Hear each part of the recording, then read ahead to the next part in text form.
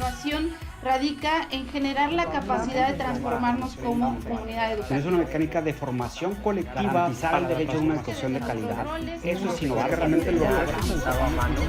Sí creo. Bienvenidas y bienvenidos a La Brújula Educativa, un podcast de Radix Education. Bienvenidos y bienvenidas a La Brújula Educativa, un programa producido por Radix Education. Yo soy Ischel Alicia, coordinadora en Radix Education y locutora de La Brújula Educativa, y junto a Raúl Carlín vamos a estar acompañándoles durante el aprendizaje y las experiencias de cada uno de nuestros episodios. Así que, Raúl, cuéntanos cómo estás. Hola Ich, muchísimas gracias. Muy bien, y hola también a todos y todas. Bienvenidos y bienvenidas sean de vuelta a La Brújula Educativa, podcast de Radix Education. Mi nombre es Raúl Carlín y soy manager de proyectos y narrativa en Radix. Les recuerdo que junto con Ixchel y muchas otras voces a las que recibimos como invitadas en cada uno de estos episodios, al igual que lo hacen las brújulas, trazamos la ruta que queremos transitar hacia la mejora educativa en lo local y en lo global.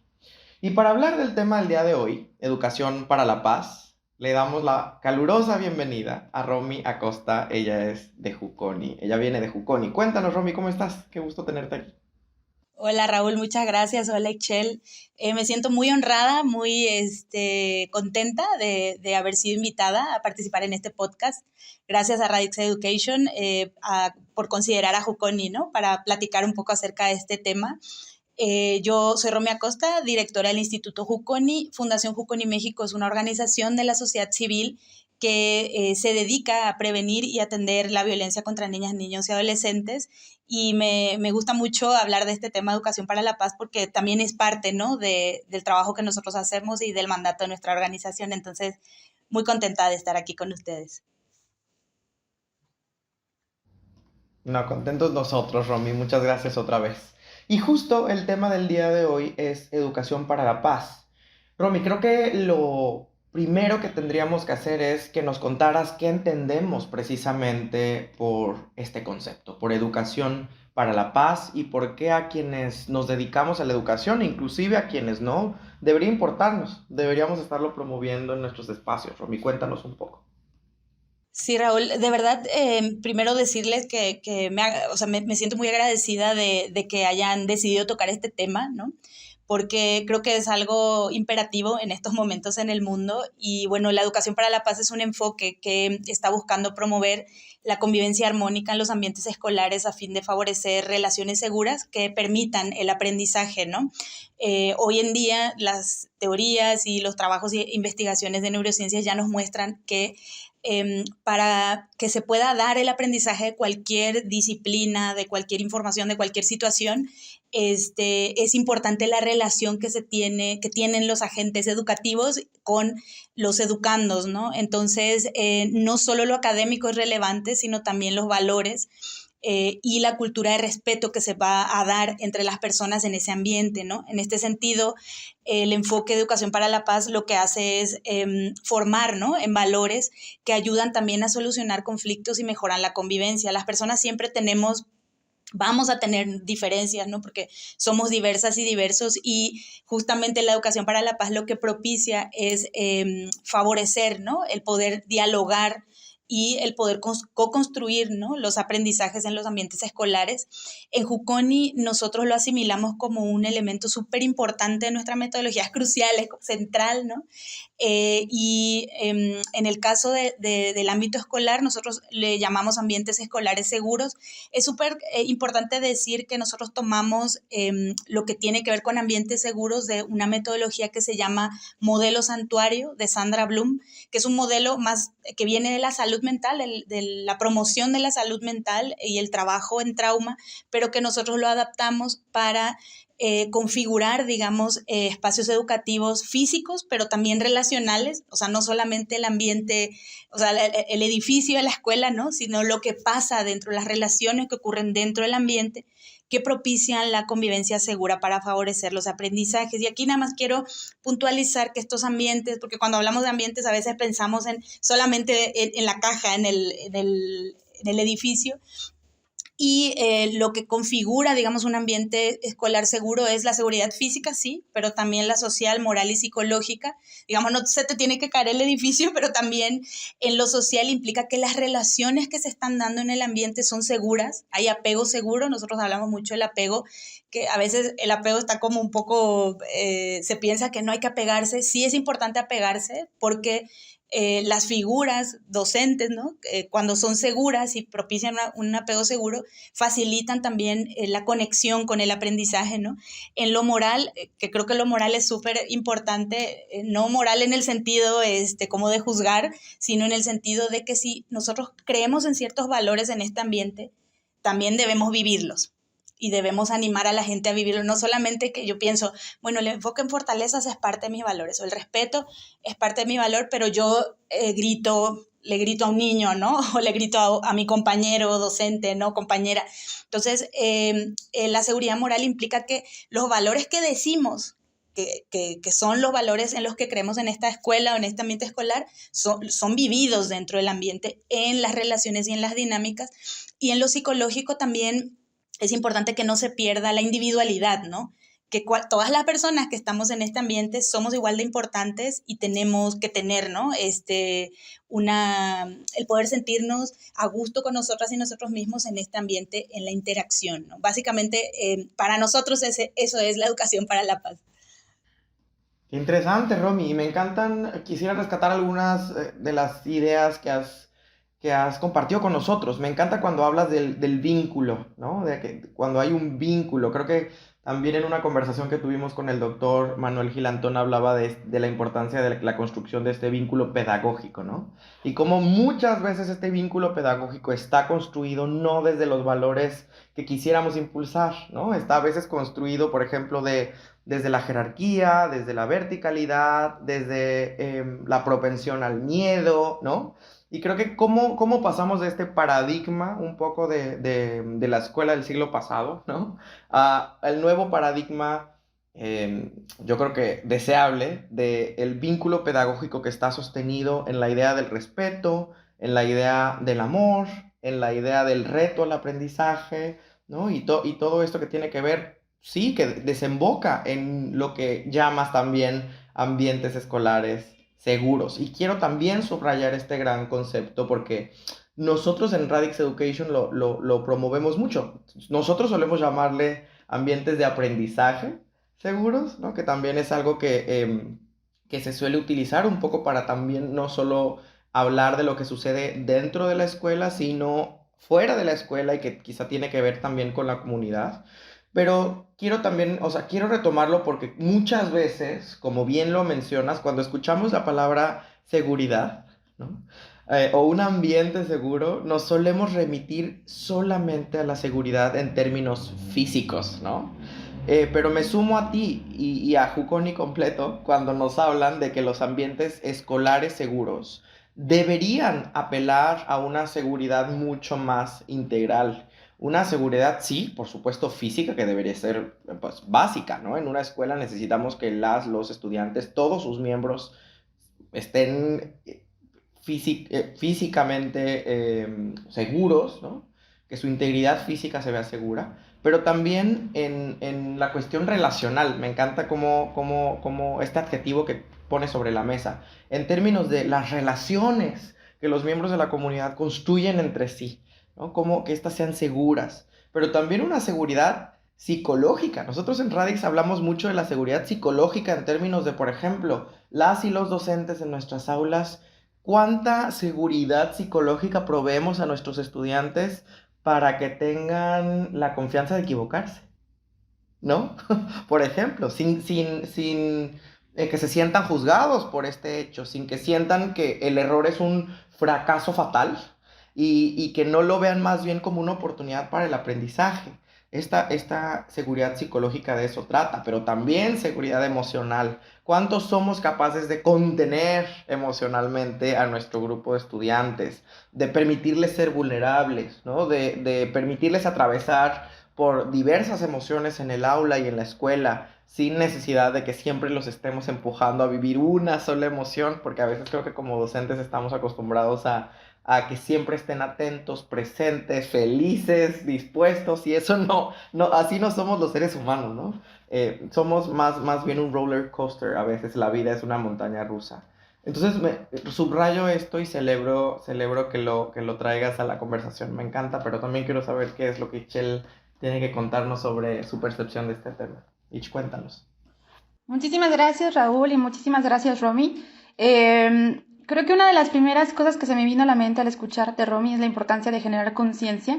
O sea, qué importante es que seamos conscientes de la importancia del tema, qué importante es que seamos conscientes de que debemos de generar estos espacios como adultos y que es algo que no solamente se queda como en el rol de la docente, sino del directivo, de los y las administrativos que acompañan también la escuela, pero también de padres y madres de familia, pero también de la comunidad que rodea a la escuela y sobre todo algo que a mí me gusta mucho hablar siempre es que todo lo que pasa en el aula también va a pasar fuera del aula. Todo lo que sucede fuera del aula va a estar dentro del aula, ¿no? Y justamente esto que comentaba Raúl, porque nuestros estudiantes y nuestros docentes son seres integrales, ¿no? No tienen máscaras que se ponen frente al aula y cuando están en el aula se ponen cierto disfraz y salen y son otras personas. Son seres completos, ¿no? Y desde esa integralidad la vida nos atraviesa, ¿no? Y entonces, ¿cómo aprendemos a generar herramientas, a brindar herramientas y a poner esta conciencia de lo que necesitamos para tener un mundo mejor, ¿no? Porque finalmente estamos apostando a la construcción de vínculos, a la promoción de vínculos sanos, como bien dices, esto de, yo no había conocido este término que me parece súper interesante, como del apego seguro, ¿no? Y yo lo nombraba mucho como cómo construimos vínculos seguros, cómo construimos un vínculo para que yo como docente pueda ser un punto de referencia para mi estudiante y se sienta seguro en ese espacio, ¿no? Que muchas veces el aula, la escuela, llega a ser el único lugar seguro para muchos niños y niñas, ¿no? Y entonces desde esa conciencia, cómo comenzamos a generar acciones para fortalecer estas áreas de seguridad que bien decían. Y en este sentido, me gustaría nombrar también justo lo que hacemos dentro de Radice Education y Proyecto Nuevo Maestro, es la formación docente. ¿Cómo formamos docentes no solamente para que sea capaz de enseñar bien matemáticas, español y transmitir conocimientos de geografía, sino para que pueda hacer una promoción de habilidades socioemocionales, por ejemplo, ¿no? Para que aprenda a generar trabajos en equipo, pero con sentido, ¿no? Para que el estudiante y la estudiante aprenda a relacionarse de manera positiva. Como docentes, aprendemos a construir herramientas para el diálogo, para la construcción colectiva, para la resolución de conflictos, ¿no? Entonces, se me hace muy interesante porque esto primero que nos mencionas es el parteaguas de lo que estaremos hablando durante este episodio y sobre todo pienso en la importancia de que no solamente caiga como en nuestros docentes, en nuestros directivos, también en nuestros padres y madres de familia, en los cuidadores, en la adultez que acompaña a las infancias, ¿no? Que también me parece importante cómo seguimos construyendo estos sostenes o estos puentes que nos permitan generar acciones para seguir fortaleciendo la niñez y fortaleciendo pues, los ambientes de espacios seguros, como bien decía Raúl y como ya mencionabas, Romy. Así que, pues nada, yo me quedo muy, muy emocionada de saber qué viene y espero que la audiencia nos siga acompañando y que también nos pueda comentar en el video y en el podcast que estarán viendo y escuchando. Ay, sí, qué buena se está poniendo esta conversación. Me encantan estas primeras reflexiones. Y justamente vamos adelante. Me encantaría invitarles a que vayamos a nuestra sección 2 mentiras, una verdad. 2 mentiras, una verdad. Y bien, en esta sección la dinámica es la siguiente. A continuación, haré 3 afirmaciones que tienen relación con este tema. 2 de ellas serán mentira y una será verdad. Ixchel nos contará qué ha respondido nuestra audiencia sobre esto. Y la pregunta es, ¿cuál es el antecedente histórico de la educación para la paz? Y las opciones son las siguientes. 1. Surge después de la Primera y Segunda Guerra Mundial. La opción 2 es que la educación para la paz surge en los años 90 con los nuevos paradigmas educativos. Y la opción 3 es que es un término nuevo que surge hace apenas 20 años. Pero quiero que nos cuentes, Ixchel, qué es lo que contestó nuestra audiencia. Muchísimas gracias, Raúl, y les voy a contar que el 50% de nuestra audiencia considera que surge después de la Primera y Segunda Guerra Mundial. El 30% consideró que en los años 90, justo con los nuevos paradigmas educativos. Y finalmente, el 20% de nuestra audiencia menciona que este es un término nuevo que surge hace 20 años. Pero cuéntanos, Raúl, ¿cuál es la verdadera? Bien, pues primero que todo quisiera agradecer enormemente a nuestra audiencia por participar en esta dinámica a través de nuestras redes sociales, contestando, sumándose a la discusión. Nos encanta que participen y por favor síganlo haciendo en los episodios por venir. Y quiero contarles que precisamente el 50% de nuestra audiencia contestó correctamente, que este paradigma de educación para la paz surge sobre todo posteriormente a la Primera y la Segunda Guerra Mundial del siglo pasado, del siglo XX. Y en ese sentido, bueno, tiene todo el sentido, ¿no, Romy? Que después de la Primera y la Segunda Guerra Mundial, que fueron quizás dos de los eventos más catastróficos que recuerda en nuestra especie, pues surja el paradigma de educación para la paz, de que la educación también debería ser un instrumento para ese fin, para buscar y conseguir la paz. Pero ¿por qué crees, Romy, que esta educación para la paz precisamente se vuelve tan importante frente a estos dos hechos históricos? Pero sobre todo también, ¿por qué debería seguir siendo importante hoy, Romy? Sí, justamente escuchándote hablar estoy pensando cómo en la historia de la humanidad justamente se ve cómo somos un poco cíclicos los seres humanos, ¿no? Y repetitivos en algunas historias, ¿no? Entonces pensaría que, digamos, las guerras, la primera y la segunda, nos dieron un ejemplo de lo que no se tiene que hacer y entonces debimos haber hecho cambios, pero estamos viendo en la realidad de hoy en el mundo todos los conflictos armados que hay, o sea, digamos, muchas guerras que están pasando en diferentes lugares de diferentes formas, ¿no? Y que eso afecta el desarrollo de las personas, de los países, ¿no? Creo que es crucial hoy la educación para la paz porque ya hay mucha evidencia ahorita de que la violencia no puede ser, si la violencia es el problema, no puede ser la solución. Es decir, la violencia causa un impacto muy fuerte en el desarrollo de niñas, niños, adolescentes, de todas las personas, ¿no? Ya hay estudios de neurociencias que muestran esto, digamos así, con escáneres del cerebro, ¿no? O sea, puedes saber que un cerebro afectado por violencia no crece tanto como un cerebro que vive en un ambiente seguro, ¿no? Ese es un primer indicador que nos tiene que decir, bueno, si la educación violenta puede causar este daño, tenemos que hacer un cambio, ¿no? Y hoy en día vemos que después de la pandemia, etcétera, han aumentado también las situaciones de violencia. En México, por ejemplo, tenemos datos de UNICEF. Hoy en día, 6 de cada 10 niños dicen que han vivido algún tipo de disciplina violenta, ya sea castigo físico, que es como muy fuerte, ¿no? Violencia psicológica y otros más, ¿no? Que se suman.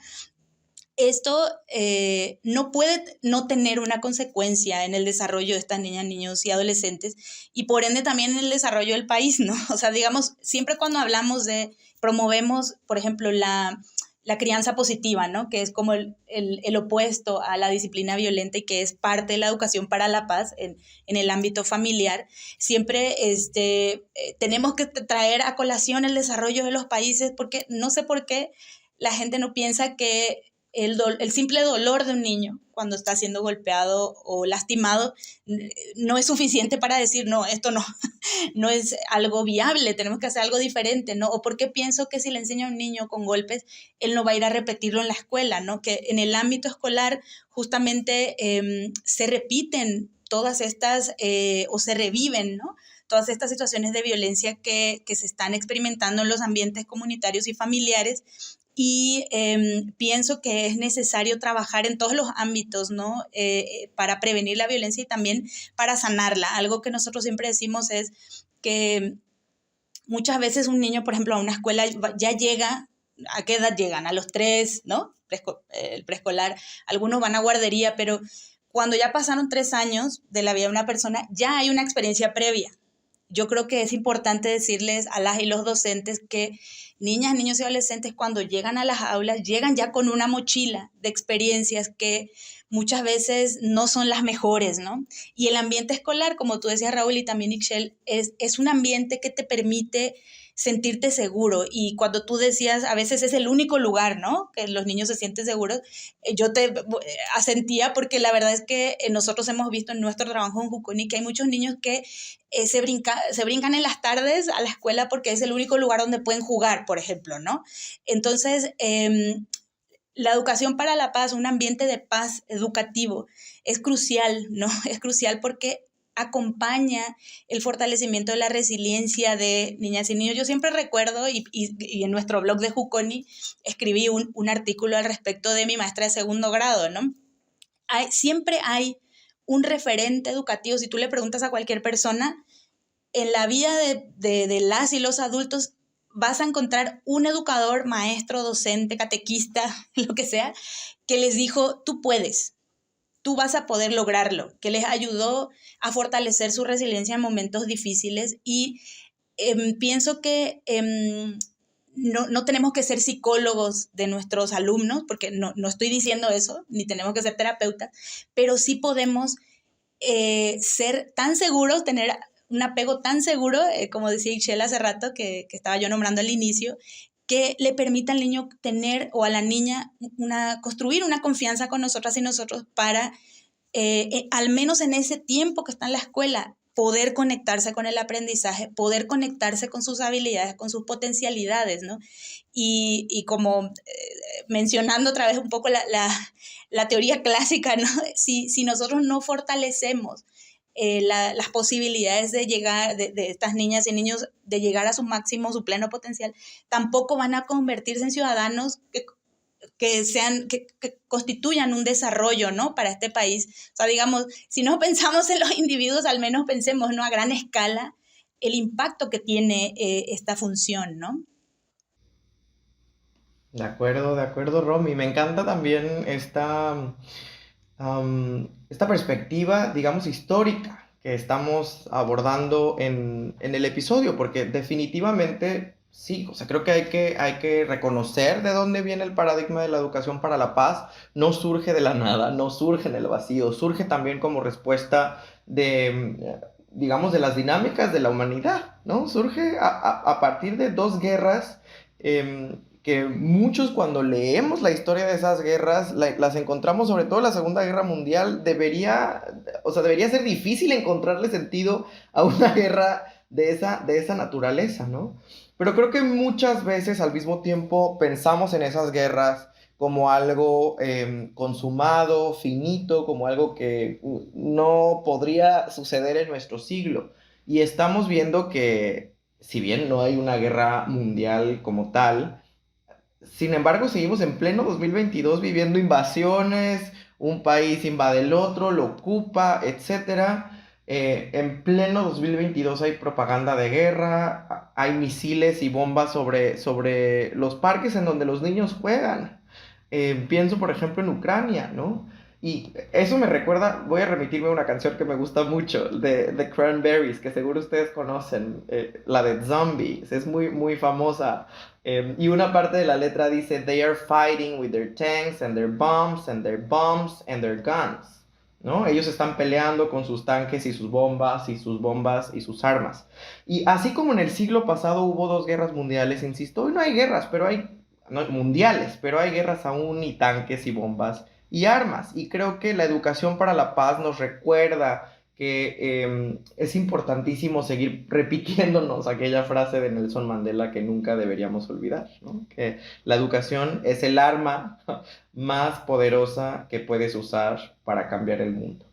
Entonces creo que es una tarea de todos y todas. O sea, no depende solo, como decía Ixchel, de las y los docentes, que son, por ejemplo, uno de los públicos más importantes con los que trabajamos en Radix Education y Proyecto Nuevo Maestro, sino también pues con los directivos del plantel, que a veces no comparten la misma dinámica que el resto de sus docentes, o con los padres y madres de familia, que también están ávidos de encontrar espacios en la propia escuela para hablar, por ejemplo, del tipo de conversaciones que están teniendo con sus hijos, ¿no? Cómo generar mejores prácticas de crianza que no estén basadas, como decía Romy, en una dinámica de violencia, ¿no? Que genera que cuando los estudiantes llegan a la escuela, Bueno, Romy está hablando de cuando tienen 3 años y llegan a su primer, digamos, instancia escolar. Pero ¿qué pasa con, no sé, yo fui maestro de preparatoria? ¿Qué pasa cuando los estudiantes llegan a la preparatoria y evidentemente no llegan como una tabla rasa, no llegan en blanco, ya vienen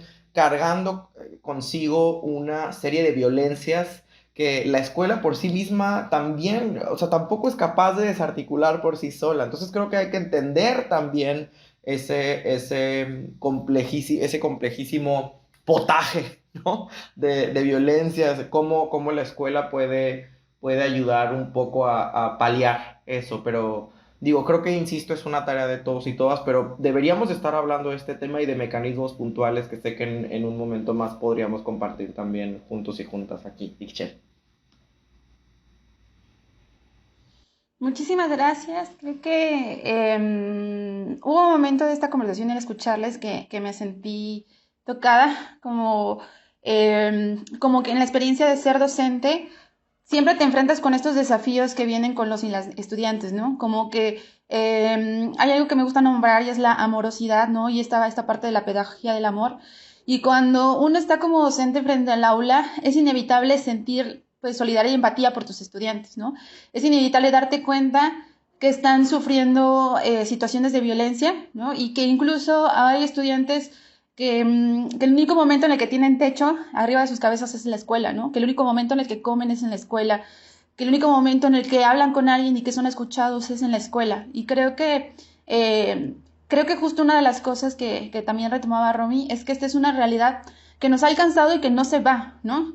Que es cierto que los niveles de violencia escalaron tanto en la Segunda y en la Primera y la Segunda Guerra Mundial que nos dejó pues muy lastimados, ¿no? Como humanidad, pero los niveles de violencia están, ¿no? Y como decía Raúl, a lo mejor no hay una guerra mundial nombrada y que esté ahí con esas letras grandes de manera visual, pero sí hay guerras, ¿no? Y hay persecuciones y tenemos niñas y niñas que tienen que dejar sus hogares y transitar por el país, por los diferentes países. Tenemos niñas y niñas que de repente la violencia llega a sus casas, ¿no? A sus zonas y tienen que salir de ese lugar. Tenemos niños y niñas que crecen en ambientes que no son los ideales para una infancia. Y tenemos niñas y niñas que día a día están enfrentándose con la violencia dentro de sus hogares, ¿no? O fuera.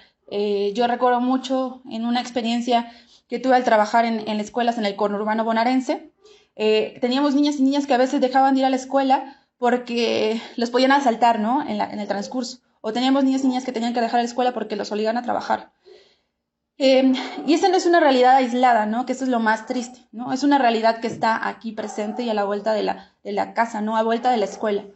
Y desde ese lugar creo que es súper importante que como docentes comencemos a generar este rapport, ¿no? Esta coincidencia, encontrarnos en el uno y en el otro. Recordar que también estuvimos en esos momentos, recordar pues que somos humanos, ¿no? Y que es importante generar todas estas acciones para seguir fortaleciendo a los niños y las niñas, ¿no? Digo, y jóvenes y adolescentes, y yo sé que mi foco está ahorita como en los niños, pero también en nuestros adolescentes y también en nuestros jóvenes y de repente en nuestros universitarios que por alguna razón son muy pocos los que llegan a la universidad, ¿no? Los que podemos llegar a la universidad. Entonces, creo que estamos en un momento de una realidad que es muy violenta y que es muy individualista. Siento que con todo lo de la pandemia y con todo el COVID, creo que se nos despertó un poco más como el compañerismo, como el cómo nos apoyamos, cómo ayudamos al vecino, a la vecina, cómo somos más conscientes. Pero creo que hay una constante búsqueda de seguir encontrándonos en el otro, porque si yo no me miro en el otro, no voy a construir puentes de paz, ¿no? Si yo no miro al otro como un igual a mío, no voy a seguir batallando con esa persona, ¿no? Cuando es una persona que sigue atravesada por diferentes desafíos, tanto como yo, ¿no? Y cuando nosotros educamos a nuestros estudiantes en el ejercicio de la paz, hay una búsqueda de que el estudiante y la estudiante se encuentre con el otro y aprendan a construir de manera colectiva. Creo que en ese sentido, tanto la escuela como la casa, como los espacios comunitarios, ya sea en el parque de la colonia, ya sea en las iglesias, no sé, todos esos espacios que nos permiten ser comunidad, es importante la construcción de valores, ¿no? Y la construcción de valores comunitarios que nos permitan, insisto, como hoy he traído mucho la palabra puente, porque yo estoy desde este lugar en mi isla y cómo construyo un camino para llegar a la isla del otro, ¿no? Y eso tiene que hacer a través de diálogos, a través de valores, a través de empatía, de solidaridad, del encuentro con el otro. Creo que a mí me llama esto. Y creo que si no queremos que se siga repitiendo los niveles de violencia que estamos viviendo, pues es el momento de hacer algo, ¿no? Y que ya se está haciendo desde hace mucho tiempo y me parece súper valioso espacios como este y otros espacios que podamos venir y a nombrar lo que es importante seguir trabajando y que es súper importante la educación para la paz, ¿no? Que es súper importante educar en valores y que es súper importante, pues, que nuestros estudiantes puedan construirse de una manera distinta a lo que ha sucedido de manera histórica. Me siento conmovido por este episodio, me está gustando mucho esta conversación y quiero invitarles ahora a nuestra recomendación del día y regresamos. Si te está gustando la conversación, te invitamos a leer el artículo Vos Podés, revisa la operación de nuevo, de nuestra invitada Romy Acosta, en donde cuenta desde su experiencia personal de la infancia cómo de importante es él y la docente como figura de apoyo, motivación y fortalecimiento. Puedes encontrar el enlace del artículo en la descripción de este episodio o en la página oficial de institutojuconi.org. Y bien, volvemos a esta sección que nos gusta tanto que se llama Pido la Palabra. Pido la palabra. Y en esta sección ponemos sobre la mesa una pregunta que representa una situación hipotética y que nos invita a dar solución a nuestra problemática principal. Y la pregunta para el Pido la Palabra del día de hoy es la siguiente. Si usted pudiera diseñar los parámetros para garantizar una educación para la paz, ¿cuáles serían? Ixchel, yo sé que en esta sección también nuestra audiencia ha participado, lo cual también agradecemos. Cuéntanos precisamente qué nos contesta la audiencia para el Pido la Palabra y también cuéntanos tú qué nos contestas sobre el Pido la Palabra. Muchísimas gracias, Raúl. Y este es uno de las partes que más me gusta de la brújula educativa porque me encanta escuchar y particularmente hemos tenido mucha participación. Me parece que es un tema que tocó a muchas personas y quiero contarles que seleccionamos en particular a cinco de estas personas. Uno nos comentó de Estefanía Pérez que la importancia de espacios seguros en los que se fomente el respeto y la equidad entre todas y todos para el desarrollo de habilidades socioemocionales. Manuel Garcés nos respondió abrazos que recibe una persona al día, me encanta. También Mauricio Chunti a través de las artes y las humanidades. Bruno Iriarte nos menciona la importancia del derecho y el deber, así como mirar la memoria histórica. Y finalmente, Sergio Torres nos menciona centrarse en los valores, tolerancia, respeto y amistad. Me encanta porque enunciaron muchas de las cosas que hemos hablado el día de hoy en este episodio. Y yo insisto en el tema, creo que uno de los parámetros es seguir construyendo comunidad.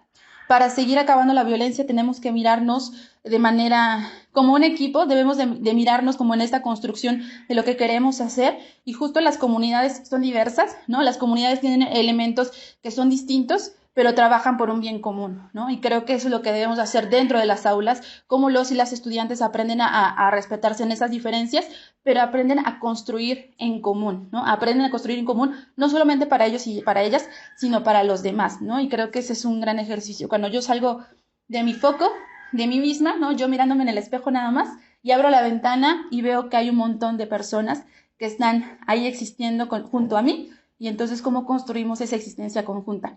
Y bueno, Raúl, cuéntanos, ¿cuáles son tus parámetros?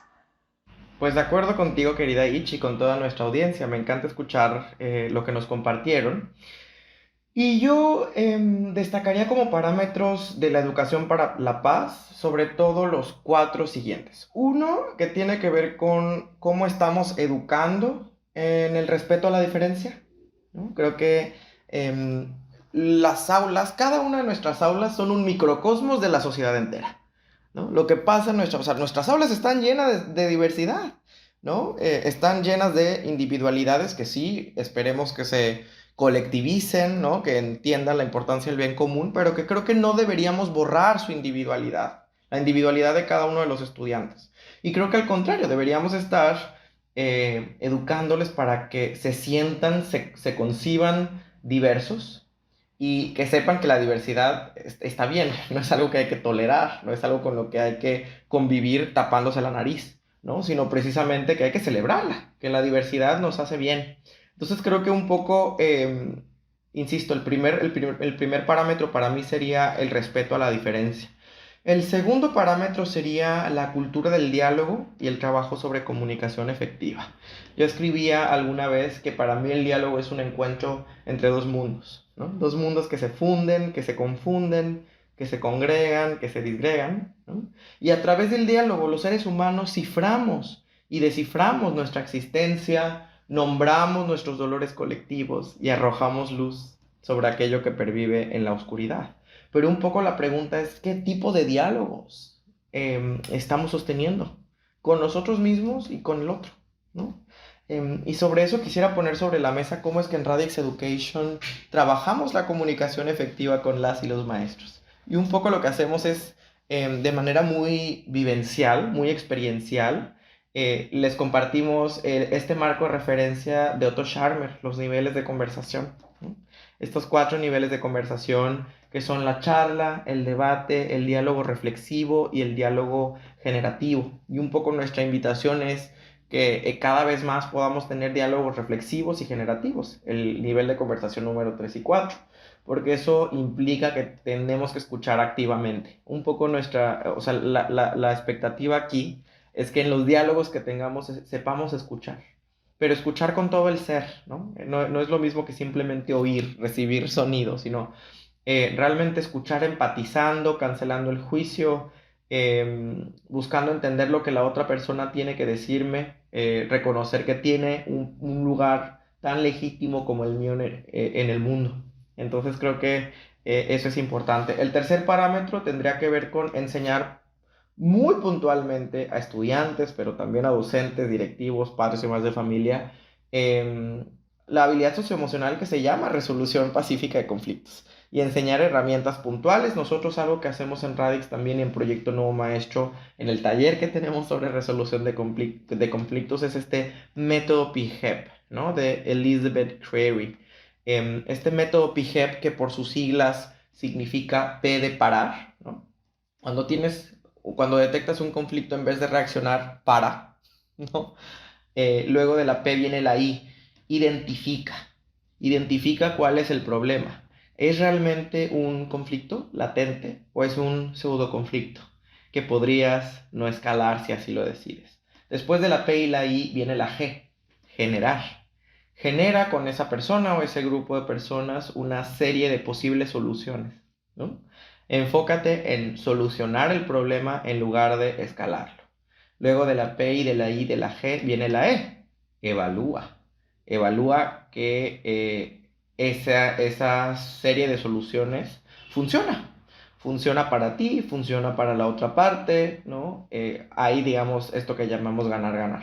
Y por último, la última P. P de planificar. Planificar la puesta en marcha de esas soluciones propuestas, previendo posibles obstáculos, ¿no? Hay que hacerlo de la manera más realista posible, elaborando un plan o una agenda para implementarlo. Entonces este método PIHEP es algo que queríamos también compartir con la audiencia, porque creo que es un buen procesito para darnos cuenta de qué es lo que estamos haciendo cuando estamos frente a un conflicto, ¿no? Muchas veces nosotros reaccionamos, lo escalamos con violencia, nos paralizamos, ¿no? Nos bloqueamos, nos llenamos de enojo, lo cual nos puede nublar la vista, etc., ¿no? Y por último, creo que un trabajo, el eje número 4, el parámetro número 4, un trabajo muy, muy puntual sobre ciudadanía y bien común, ¿no? O sea, creo que eso es algo que hemos olvidado en nuestras escuelas, trabajar sobre la ciudadanía, sobre la importancia de que las estudiantes y los estudiantes se reivindiquen como sujetos de derechos, pero también con la obligación de participar, de la cosa pública, de buscar el bien común, ¿no? Y que eso implica garantizar la seguridad de todos y todas. Entonces eso sería mi respuesta en este pido la palabra, pero también quiero saber qué es lo que Robbie nos tiene que compartir.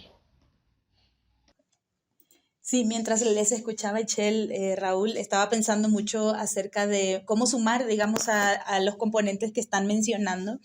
Y creo que un elemento fuerte para constituir educación para la paz en una escuela es la consistencia, predictibilidad y constancia del ambiente y las relaciones. Es decir, que las y los docentes y el equipo docente tenga esta fuerza, ¿no?, de mantener la estructura, pero también los compromisos, ¿no?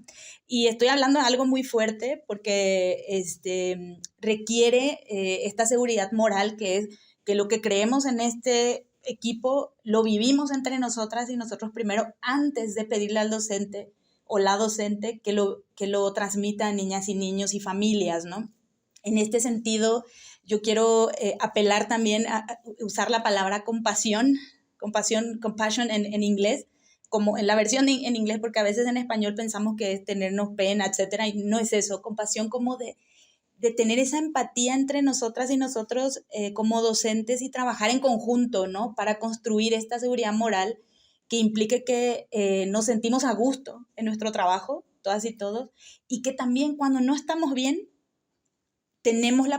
hay posibilidad de nombrarlo en el equipo y que hay mecanismos dentro de la escuela para sostenerme, contenerme a mí, porque decías hace rato, Raúl, y creo que también Itzel lo mencionaba, como necesitamos brindar contención, todo esto, ¿no? Brindar un apego seguro, etcétera, pero para poder hacer eso, el autocuidado también es otro elemento que hay que incluir en la conversación. Las y los docentes, pensando en las historias, Raúl decía también, vienen los adolescentes ya con sus historias, con su mochila, y nosotras y nosotros también tenemos nuestras historias. Entonces también sería crucial, ¿no?, para esta construcción de la educación para la paz en las escuelas, el poder tener sobre la mesa que las y los docentes somos también personas, que tenemos también historias, y dónde se va a canalizar, por ejemplo, cuando yo tengo una situación difícil y eso impacta en el aula. Y Chell decía, los alumnos llegan con todas sus cosas, nosotros también llegamos con todas las cosas. Me acuerdo que antes había una idea así de que llego a la escuela y tengo que dejar aquí en la puerta, o al trabajo, y en la puerta dejo mis emociones, ¿no? Ahorita que sabemos toda la educación socioemocional que tenemos, sabemos que nuestras emociones están en nuestro cuerpo, en nuestro cerebro, y que están con nosotros todo el tiempo, ¿no? Entonces, ¿cómo aprendemos, cómo trabajamos el manejo emocional y la canalización de situaciones, etcétera, en el equipo de docentes primero, ¿no? Cómo esa parte de la formación que también decía Itzel, eso es crucial, cómo nos formamos y constituimos un equipo cohesionado que mínimamente podamos, al cual podamos acudir, ¿no? Para cuando hay situaciones difíciles para mí, pero también de los alumnos, eso es un ambiente seguro. Y que no quiero dejar de mencionar el apego seguro, que hace rato decía, también Itzel dijo que estaba de acuerdo. La teoría de apego lo que dice es que los primeros apegos son, obviamente, mamá, papá, los primeros cuidadores, y que constituyen las personas a las cuales me tengo que apegar para sobrevivir, ¿no? Como ser humano, porque no puedo sobrevivir sin ese cuidado al principio, ¿no? Y hay apegos secundarios, que justamente son otras personas, otros adultos y adultas significativos en la vida que constituyen también mi personalidad, y esas son las y los docentes, por ejemplo, tías, abuelos, tíos, etcétera. Toda la gente con la que nos vamos encontrando que tiene un significado para mí, pueden constituir apegos secundarios, que la esperanza en la educación para la paz es que sean apegos seguros, porque también hay apegos no seguros. Pero, ¿cómo son los apegos seguros? Pues justamente son personas constantes, predecibles, consistentes en lo que hacen, ¿no? Y que se acercan de una forma respetuosa. Y hablábamos de los valores, tú, Raúl, hablabas de los valores. ¿Cómo? O sea, a veces en las escuelas, yo me acuerdo cuando era niña, no, el valor es este, el valor el otro, no, la honestidad. Sí, o sea, nombrarlos es súper importante y crucial que se vean en las paredes, pero también cómo los vivimos. ¿Qué tal si en la escuela se incluye un elemento de preguntarnos diariamente, en esta escuela, cómo vivimos el respeto? Ah, pues cuando te abre la puerta, Juanito, que abre la puerta, te saluda, te sonríe. la señora que está en la cocina te habla bien, el maestro, etcétera, ¿no? Todos nos hablamos bonito. Y cuando no nos hablamos bonito, ¿qué pasa? ¿Cuáles son las consecuencias? ¿Cómo nos recuperamos de ese error, no? Esa es una escuela que lleva educación para la paz, que lleva estos elementos que tú decías de resolución de conflictos, ¿no? No es que vamos a castigar a todos, porque al final eso pues no es parte de la educación para la paz, sino que cómo entre nosotras y nosotros nos hacemos responsables, ¿no? De la violencia que puede surgir, porque va a surgir, porque como decía Ichel, todo el mundo está lleno de explosiones de violencia que nos afectan. Bueno, ¿qué vamos a hacer, ¿no? Para atender eso y recuperarnos del error, que no vuelva a ocurrir, ¿no? Yo sumaría eso y también un poco esta parte del poder considerar el desarrollo infantil, ¿no? O sea, ¿en qué etapa está cada persona que permite qué tipo de cosas o qué tipo de formas de vivir los valores? Porque con los niños pequeños a veces no podemos pedir tanto en el sentido de seguir ciertas reglas o tenemos que trabajar y construir un camino para que se favorezca, ¿no? El seguir las reglas. Entonces, un poco ir etapa por etapa, ¿no? Yo diría eso. Muchas gracias. Bien, pues muchísimas gracias, querida Romy. Quisiera que este episodio no terminara nunca, quiero decirlo porque creo que podríamos estar hablando de esto muchísimo tiempo, pero el reloj es un tirano.